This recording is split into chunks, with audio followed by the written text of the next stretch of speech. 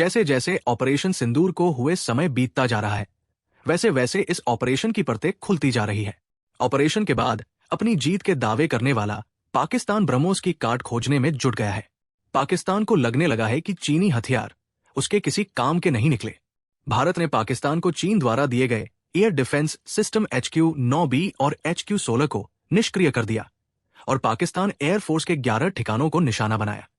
इस रणनीतिक झटके के बाद पाकिस्तान अब इटली की common anti air modular missile extended range CAMM ER और जर्मनी की infrared imaging system tail thrust vector controlled IRIS-T पर विचार कर रहा है ताकि भारत की सटीक स्ट्राइक क्षमता का मुकाबला किया जा सके। रिपोर्टों के अनुसार पाकिस्तान जर्मनी की IRIS-T प्रणाली को प्राथमिकता दे सकता है। क्यों जर्मनी के एयर डिफेंस को पाकिस्तान लेना चाहेगा, ये आगे जानेंगे। खबर यह भी है कि चीनी एयर डिफेंस सिस्टम ने पाकिस्तान के ही एक मिराज जेट को मार गिराया था, क्योंकि पाकिस्तान के राडार और चीन की रक्षा प्रणाली का इंटीग्रेशन नहीं है। पाकिस्तान ब्रिटेन का air defence system CAMM ER भी खरीदने की सोच रहा है, लेकिन एक्सपर्ट्स ने दावा किया है कि ब्रह्मोस के खिलाफ यह सिस्टम कारगर नहीं होगा। लिहाजा पाकिस्तान जर्मन IRIS-T प्रणाली को प्राथमिकता दे सकता है।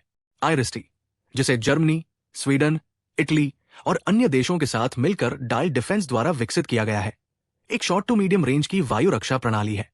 IRIS-T SLM की रेंज 70 किलोमीटर तक है और यह 20 किलोमीटर ऊंचाई तक के लक्ष्यों को भेद सकता है, जबकि SLS वेरिएंट 40 किलोमीटर तक की छोटी दूरी के खतरों पर केंद्रित है। यह प्रणाली उन्नत इमेजिंग इंफ्रारेड तकनीक का उपयोग करती है, जो नकली लक्ष्यों से असली को पहचान सकती है, और ये क्रूज मिसाइलों और ड्रोन के खिलाफ प्रभावी है। मूल रूप से इसे मिस्र ने ऑर्डर किया था, लेकिन कुछ यूनिट्स को यूक्रेन भेजा गया, जहां ये रूसी ओनिक्स मिसाइलों के खिलाफ सफल रहा। यूक्रेन में IRIS-T SLM के प्रदर्शन ने इसे एक लड़ाई में परखा गया सिस्टम बना दिया है। यूक्रेनी वायु रक्षा बलों ने जर्मन द्वारा आपूर्ति की गई इस प्रणाली से 30 सेकंड में 8 रूसी क्रूज मिसाइलों को इंटरसेप्ट किया और महत्वपूर्ण बुनियादी ढांचे को क्षति से बचाया। ओनिक्स और भारत की ब्रह्मोस तकनीकी रूप से एक जैसे माने जाते हैं। जर्मनी और पाकिस्तान के बीच रक्षा सहयोग का एक इतिहास है, जिसमें 2011 का पाक जर्मनी स्ट्रेटेजिक डायलॉग और 2023 में 3.3 बिलियन का द्विपक्षीय व्यापार शामिल है। IRIS-T SLM महंगी है। एक बैटरी की कीमत 178 मिलियन यूरो है और पाकिस्तान की आर्थिक सीमाएं खरीद की मात्रा को सीमित कर सकती है।